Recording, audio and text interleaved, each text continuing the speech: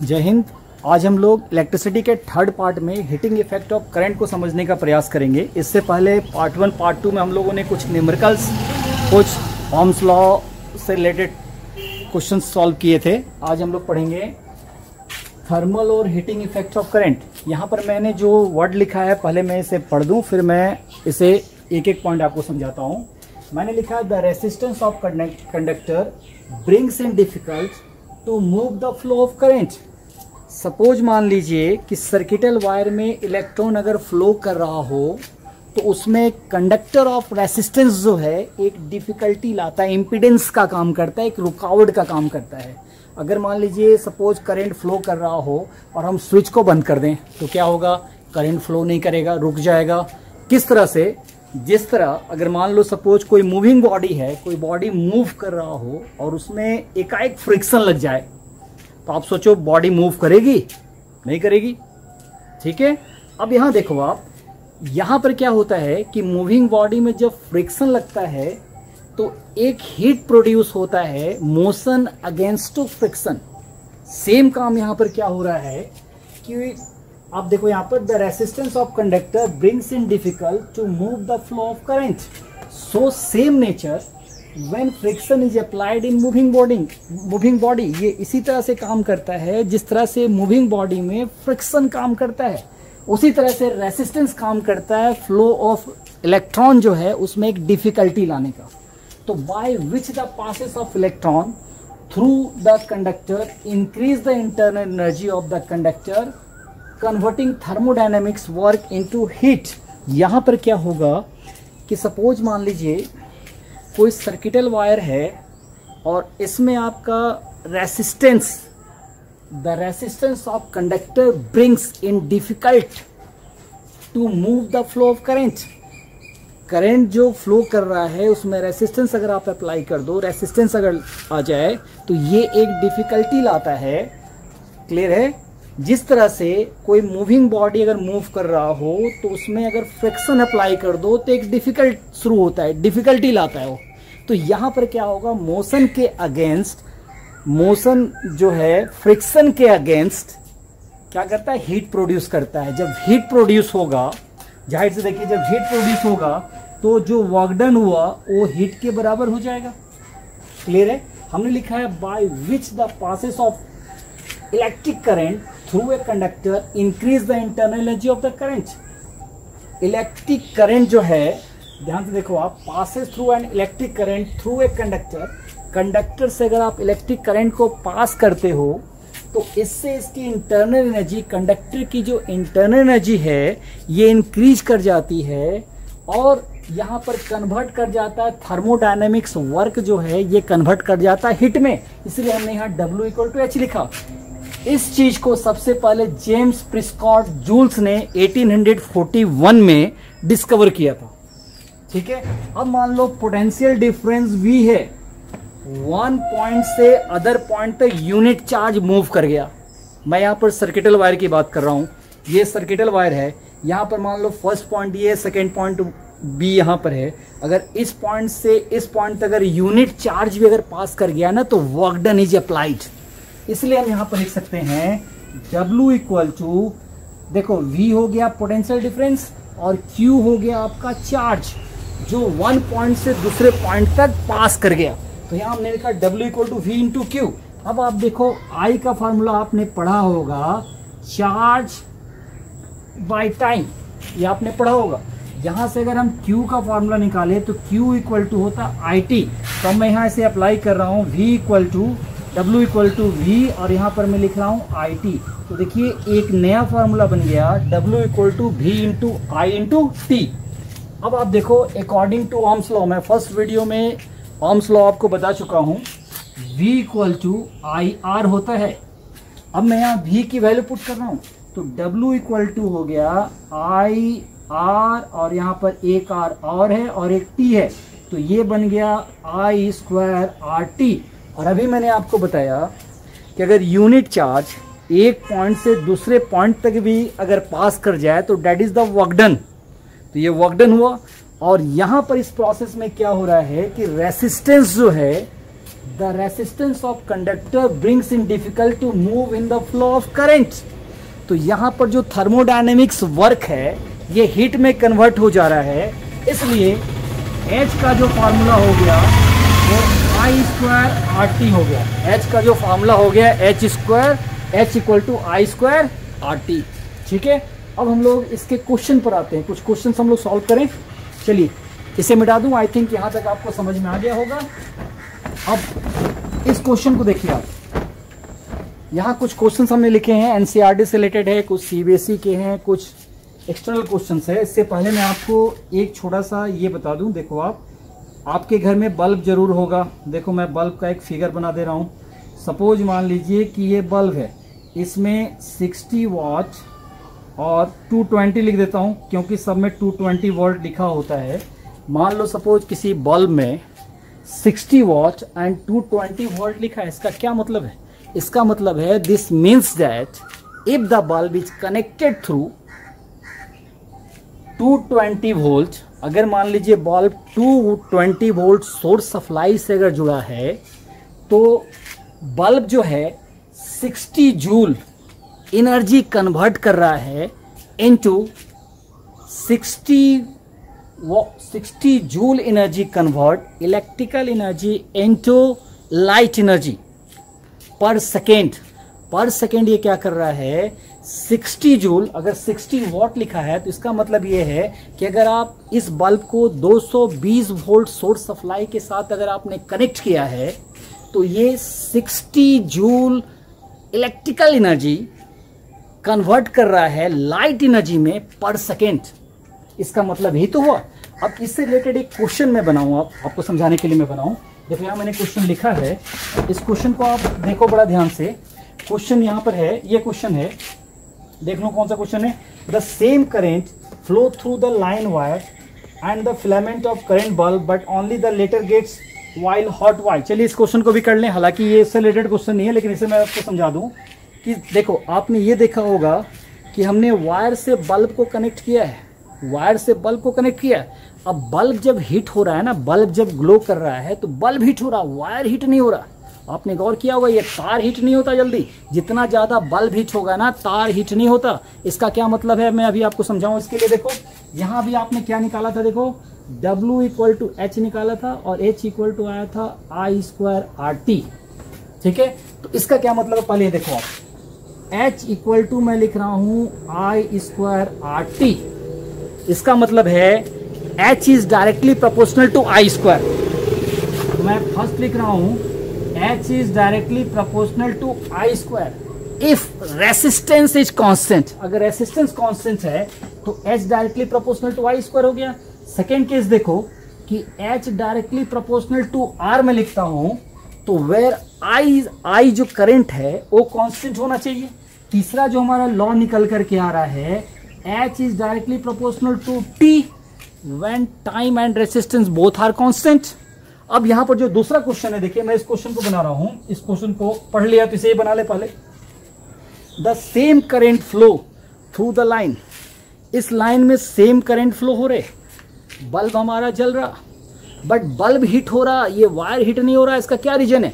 इसका रीजन ये है कि ये जो वायर है इसका रेसिस्टेंस बहुत ही लो है। इतना लो है कि हम उसे नेग्लेक्ट कर देते हैं। अभी आपने पढ़ा, देखो ये वाला H is directly proportional to R। Heat किस पे डिपेंड कर रहा? R पे, रेसिस्टेंस पे। तो यहां पर जब इसका रेसिस्टेंस, इस वायर का रेसिस्टेंस ही लो है तो ये हीट होगा नहीं। हीट कौन होगा? बल्ब होगा। क्यों? क्योंकि बल्ब का जो इंटरनल एनर्जी है, इंटरनल एनर्जी उसका वो ज्यादा है, रेसिस्टेंस उसका ज्यादा है, इसलिए बल्ब हीट होगा, ये हीट नहीं होगा। रीजन में आप लिख सकते हो H is directly proportional to R। एक क्वेश्चन और देख ले इससे रिलेटेड, उसके बाद आगे बढ़ते हैं। देखिए यहाँ है why do the light of a car dim when the starter is open. आपने देखा होगा कार की जब स्टार्टर को आप ऑन करते हो तो पहले जो बल्ब है आपका वो डीम जलता है। इसका क्या रीजन है? इसका रीजन ये है कि जो स्टार्टर का मोटर है उसे लार्ज करंट चाहिए, और लार्ज करंट के लिए वो क्या करता है, देखिए आप ध्यान से सुनिएगा, जो इसका स्टार्टर मोटर है ना, इसे चाहिए लार्ज करंट। तो लार्ज करंट के लिए क्या करता है, large large internal voltage drop in the battery. Battery का लार्ज जो इंटरनल वोल्टेज है उसे ड्रॉप कर देता है, इसलिए वो डीम जलता है। ये दो के क्वेश्चन आपको समझ में आ गए। एक बार मैं फिर से बता दूं, why do the light of the car dim when the starter is open. जब आप स्टार्टर को ओपन करते हो तो कार की जो बल्ब है वो डीम जलती है। इसका रीजन ये है कि जो स्टार्टर का जो मोटर है उसे लार्जर करंट चाहिए, और लार्जर करंट के लिए वो क्या करता है, larger internal voltage drop in the battery. तो बैटरी का जो वोल्टेज है ड्रॉप कर जाता है, तो इससे बल्ब क्या जलती है, कम जलती है। हमें इस क्वेश्चन पे आना था, क्वेश्चन नंबर 1 पे।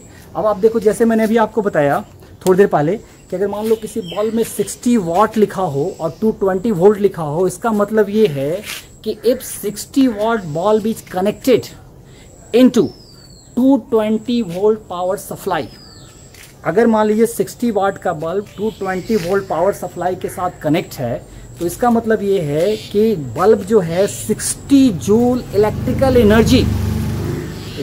एनर्जी कन्वर्ट कर रहा है इनटू लाइट एनर्जी में। इलेक्ट्रिकल एनर्जी कन्वर्ट हो रहा है लाइट एनर्जी में पर सेकेंड, इसका मतलब ही है। अब आप देखो इस क्वेश्चन में क्या रहा है, आपको दिखाई दे रहा होगा question, 2 bulb of 60 watt and 100 watt, दो बल्ब हैं। इसे मैं पहले रफ कर दूं, ठीक है। देखो आप सेकेंड क्वेश्चन को देख रहे थे, 2 बल्ब है 60 वाट का और 100 वाट का, पहले से सीरीज में कनेक्ट करके देखें। ये बल्ब है, ये 60 वाट का है और ये बल्ब 100 वाट का है। डैट मीन्स दोनों की पावर गिवन है। मैं दोनों को सीरीज में कनेक्ट करके देखता हूँ कि कौन सा बल्ब ज़्यादा शाइनिंग करेगा। डैट मीन्स ये पावर की वैल्यू है, ये भी पावर की वैल्यू है। तो P इक्वल टू आपने पढ़ा था V इंटू आई, ठीक है। यहाँ से हम V equal to IR Ohm's law से ले लिया। अब हम यहाँ से I की वैल्यू निकाल दें तो ये होता है V/R। तो हम यहाँ P इक्वल टू लिख दें V इंटू V/R। आपने इस फार्मूले को भी पढ़ा है V²/R। अभी थोड़ी देर पहले मैंने निकाला था formula P equal to V²/R। अब यहाँ पर मैं फर्स्ट बल्ब की बात कर रहा हूँ, इसलिए मैं यहाँ R1 लिखूंगा। इसका रेसिस्टेंस को हम R1 ले लें और इसके रेसिस्टेंस को R2 ले लें। फर्स्ट बल्ब की बात कर रहे हैं तो V इक्वल टू IR1। तो यहाँ पर I की वैल्यू निकालोगे तो V/R1, तो मैं यहाँ पर लिख दूँ V/R1, ठीक है। समझ में आ गया होगा, V/R1 क्लियर। फर्स्ट बल्ब को निकाल रहा हूँ तो यहाँ पे ये 60 हो गया डिवाइड बाय V² और यहाँ पर हो गया R1। तो आप 60 इसको क्रॉस मल्टीप्लाई कर लो, 60 R1 इक्वल टू V², तो R1 की वैल्यू आ जाएगी V²/60। इसी तरह से आप दूसरे बल्ब का जब रेसिस्टेंस R2 निकालोगे तो उसकी वैल्यू क्या आएगी, similarly R2 equal to V²/100 आएगी। यहाँ से आप इसकी हीटिंग इफेक्ट H निकाल लो, H की value H equal to I²RT। तो यहाँ मैं R1 लिखूंगा। क्यों R1 लिखूंगा, फर्स्ट बल्ब की बात हो रही है इसलिए हमने R1 लिखा। अब आप क्या करो, यहाँ से H की वैल्यू निकालो तो I² रहने दो, R1 की वैल्यू पुट करो V²/60 इंटू T, ठीक है। I² V², इसको मैं ऐसे लिख सकते हैं I² V² T/60। अब आप दूसरे का जब हीटिंग इफेक्ट निकालोगे, दूसरे बल्ब का निकालोगे, तो मैं यहाँ पे लिखने जा रहा हूँ I² R2T। R2 क्यों लिखा, दूसरे बल्ब का रेसिस्टेंस R2 है इसलिए लिखा। अब आप H इक्वल टू यहाँ से निकाल लो तो I² रहने दो, R2 की वैल्यू हमारे पास यहाँ आएगी V²/100 इंटू T। अब आप देखो दोनों का हीट सेम है, मैं इसे ऐसे लिख दूँ I² V² T/100 और दूसरी तरफ हमारे पास है देखो I² V² T/100। अगर इन दोनों को कंपेयर करें, I² V² T/100 60 और इस तरफ हमारे पास है I² V² T/100, इन दोनों को अगर हटा दें तो 1/60 और 1/100। अब आप खुद ही सोचो कि 1/60 ज़्यादा है या 1/100 ज़्यादा है, तो ये ज़्यादा है। इसलिए 60 वाट और 100 वाट के बल्ब को अगर आप सीरीज में कनेक्ट करोगे ना, तो 60 वाट वाला जो बल्ब होगा वो ज़्यादा शाइनिंग करेगा। अब दूसरा हमसे क्वेश्चन पूछा था कि अगर हम इसे पैरेलल कनेक्ट कर दें तो पैरेलल के लिए चलिए बनाएं, जिसे रफ कर दूं मैं पहले। फर्स्ट के लिए आपको समझ में आ गया होगा। पैरेलल के लिए निकाल कर देखें। देखिए P इक्वल टू हम लोगों ने पढ़ा V इंटू आई। फर्स्ट बल्ब 60 वाट की बात कर रहे हैं, तो आप यहाँ पर इसको 60 लिख दो इंटू यहाँ पर I1 लिखो। फर्स्ट 60 वाट के लिए I1 एंड 100 वाट के लिए I2। Suppose I current is supply in parallel direction में, हमने पैरेलल में हम कनेक्ट कर रखे हैं 60 वाट और 100 वाट को, हम I करंट दे रहे हैं, तो एक में I1 जाएगा, दूसरे में I2 जाएगा। I equal to I1 plus I2। तो हम लिख रहे हैं कि इसमें I1 चला गया, तो आप V इंटू I1 लिखो।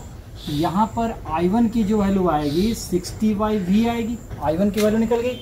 तो फर्स्ट वाले का हीटिंग इफेक्ट आप निकाल लो, तो I² RT हो जाएगा। तो यहाँ पर फर्स्ट वाले के लिए हमें क्या लिखना पड़ेगा, I1 लिखना पड़ेगा, और रेसिस्टेंस R1 है, तो I1 की वैल्यू आप 60/V का होल स्क्वायर कर दो। और R1 की वैल्यू आप क्या लाए थे, याद करो, R1 की वैल्यू जो हमारे पास आई थी वो आई थी V²/60। अभी निकाला था R1 की value V²/60 into time T। जब आप इसे सॉल्व करोगे तो 60 का होल स्क्वायर, मैं स्क्वायर से लिख दूं, 60 इंटू 60 कर दूं, इसे लिख दूं V इंटू V, और यहाँ हो जाएगा V²/60 और T। देखो V² से ये दोनों कट गया, एक 60 कट गया, तो आपके पास आ गया 60T। अब आप सिमिलरली देखो 100 वाट के लिए, 100 वाट के लिए जब हमारे यहाँ I1 की वैल्यू 60/V आया है, तो I2 की वैल्यू क्या आएगी, 100/V आएगी। अब कुछ पूछ रहे होंगे कैसे, तो P इक्वल टू VI2 लिखोगे आप, ठीक है, इसकी वैल्यू 100 है, और V लिखोगे, यहाँ I2 लिखोगे। जब I2 की वैल्यू बैठाओगे तो 100/V आ जाएगा। जैसे ये 60/V आया वैसे 100/V आ जाएगा। अब उसी तरह से H इक्वल टू I1 का होल स्क्वायर R1T लिखा था, तो यहाँ पर आप H निकाल ही लो। H इक्वल टू हो जाएगा I2 का whole square R2 into T। देखिए यहाँ इसकी वैल्यू बैठाएंगे 100/V का होल स्क्वायर इंटू R2 की वैल्यू, जब R1 की वैल्यू V²/60 आई थी, तो R2 की वैल्यू V²/100 था, और इंटू टाइम T। जब आप इसे सॉल्व करोगे तो 100 इंटू 100 दो टाइम्स हो जाएगा, divide by V into V into V into V divide by 100 और इंटू टाइम T। ये 2V कट हो जाएंगे, एक 100 कट हो जाएगा, तो आ जाएगा 100T। अब आप इन दोनों को अगर कंपेयर करोगे 100T और इसको, तो TT कट कर दे, तो 100 और 60 में कौन ग्रेटर है, 100 ग्रेटर है। डैट मीन्स अगर आप 60 वाट और 100 वाट को पैरेलल में कनेक्ट करते हो तो 100 वाट वाला ज़्यादा ग्लो करेगा। क्लियर है। अब नेक्स्ट क्वेश्चन हम लोग बनाएं। ये क्वेश्चन आपको क्लियर हो गया होगा। अब आइए NCERT के क्वेश्चन पे आते हैं। चलिए इसे मैं रफ कर दूं, NCERT के क्वेश्चन को बनाएं। आई थिंक समझ में आ रहा होगा आपको।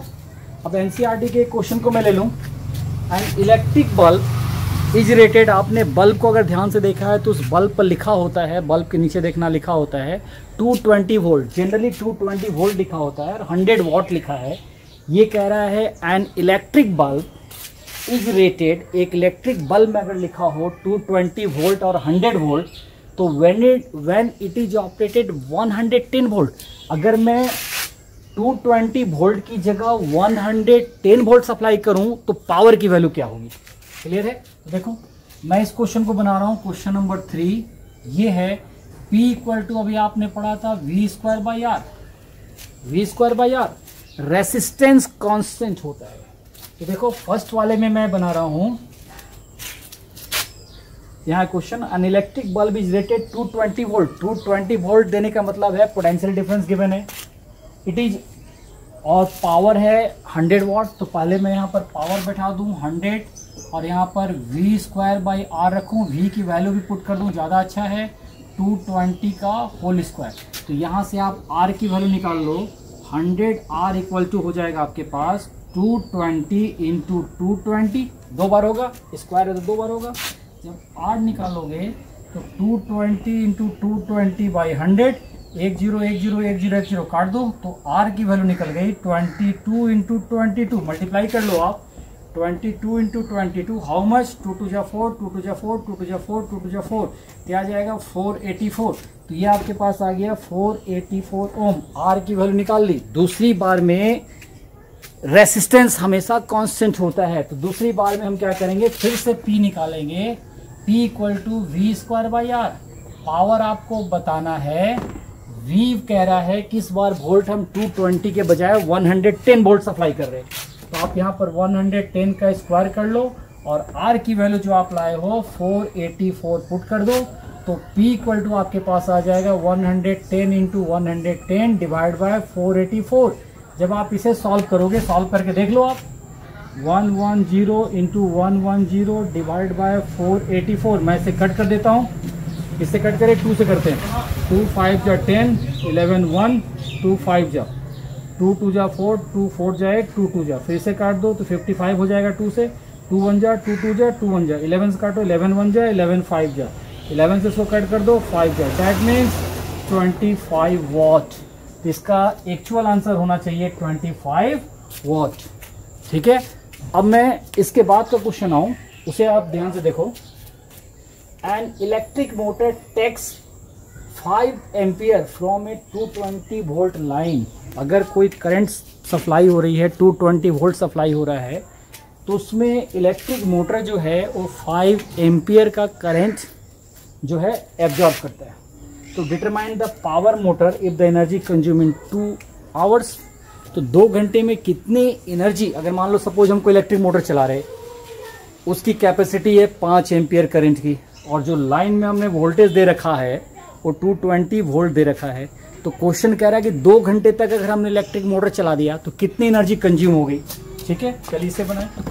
हाउ मच एनर्जी कंज्यूम पूछ रहा, इसे मैं मिटा दूं। चलिए इसे बनाते हैं। यहाँ पर करंट की वैल्यू गिवन है, दैट मीन्स जहाँ एम्पियर दिया हो, समझ लो करंट है 5 एम्पियर हो गया करंट की वैल्यू। 2 घंटे टाइम गिवन है, टाइम इक्वल टू 2 आवर्स। ठीक है, 220 volt potential difference, that means V equal to 220 volt. Power आप निकाल लो, पावर की फॉर्मूला होती है क्या, V इंटू आई। जो दिया वही फॉर्मूला बैठा, R होता तो R का फॉर्मूला बैठाते। तो P इक्वल टू हमारे पास निकल जाएगा V की वैल्यू 220 वोल्ट इंटू 5 एम्पियर। तो मल्टीप्लाई कर दो, 5 2 जा 10 0 1, 5 2 जा 10 1 11, ये हो जाएगा 1100 वोल्ट। देखो 5 2 जा 10 0 लिखा 1, 5 2 जा 10 11 और एक 0 था, तो इतना वॉट आ गया पावर की वैल्यू। ठीक है, अभी हमने निकाला कि suppose 220 volt line current pass कर रहा हो, 5 एम्पियर मोटर सप्लाई ले रहा हो, तो कितना पावर होगा 11,000 वोल्ट। तो आपसे एनर्जी पूछेगी, तो एनर्जी का फॉर्मूला होता है P इंटू टी। तो 2 घंटे में कितना जाएगा, इसको 2 से इंटू कर दो, तो ये जाएगा 11 2 जा 1 2, या फिर ऐसा करो आप इसको सेकंड में चेंज कर दो, 60 इंटू 60 कर दो सीधे। घंटे में क्यों निकालोगे, सेकंड में निकाल दो, हमेशा एनर्जी को सेकंड में निकाल दो। ये हो जाएगा कितना, हाउ मच, 6 2 जा 12 और 12 6 जा, पहले से मल्टीप्लाई कर लो, ये हो गया। मैं कैलकुलेटर से कर दूं, ज़्यादा बेहतर रहेगा, जल्दी हो जाएगा। ठीक है, चलिए मैं जल्दी के लिए कर दूं कैलकुलेटर। 60 इंटू 60 तो 36 हो गया। देखिए 36 2 जा 72 हो गया। अब हमें 72 को 11 से मल्टीप्लाई कर देना है, तो ये आ रहा है 792। तो यहाँ पर हम लिख दें 792 और 1 2 3 4 0, 1 2 3 4 0। तो इतनी जूल जो है एनर्जी, ठीक है, इतनी जूल एनर्जी लगेगी। 792 और इस पर कितने जीरो हैं, 4 जीरो, आप इसको लिख सकते हो। तो ये हो गया इसका आंसर। नेक्स्ट क्वेश्चन हम लोग करें, तब तक आप इसे इतना देखो।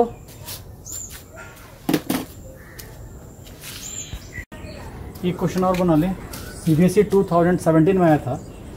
इन a voltameter there are 20 divisions. Voltameter में 20 डिविजन्स हैं। बिटवीन 0 मार्क्स से लेकर 0.5 वोल्ट तक मार्किंग की हुई है। वोल्टामीटर जब आप देखोगे ना तो ऐसे मार्किंग होती है 0 0 0.1 0.2 0.3, तो ऐसे मार्किंग किया हुआ है 0 मार्क्स से 0.5 वोल्ट। तो आप यहाँ से पोटेंशियल डिफरेंस निकाल लो।